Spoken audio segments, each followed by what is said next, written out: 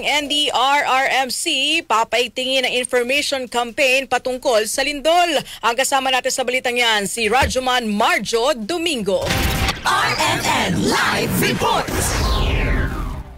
Makakasama pag-itingin ng National Disaster Risk Reduction and Management Council ang information campaign patungkol sa lindol, lalo na at sunod-sunod ang naging pagtama nito sa iba't ibang bahagi ng bansa. Sa isinagawang pag-upulong ng mga miyembro ng Interagency Coordinating Center ng National Disaster Risk Reduction and Management Council, inilakay nila ang mga dapat pang gawin ng konseho at ng iba't ibang member agency nito. Ayon kay Civil Defense Deputy Administrator for Administration Assistant Secretary Bernardo Rafaelito Alejandro IV, kailangan pataasin ng impormasyon, edukasyon at kampanya patungkol sa mga narapat gawing bago habang at pagkatapos sa pagtama ng lindol.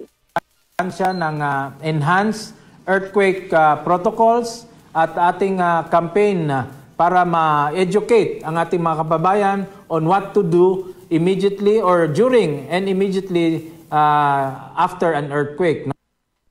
Ayon pa sa kanya, isa ding hamon sa kanila kung paano ilolocalize ang mga earthquake protocol at ibabahagi ang mga impormasyon hanggang sa level ng barangay. Gayunpaman, ang ahensya ay gagawa ng isang comprehensive plan para lalong ma-educate ang taong bayan na itinuturing din na isang hakbang na di dapat palampasin at isang priority area na dapat gawin ng NDRRMC. Kasama mo sa DZXL RMN Manila, Rajuman Marjo Domingo, Tatak RMN.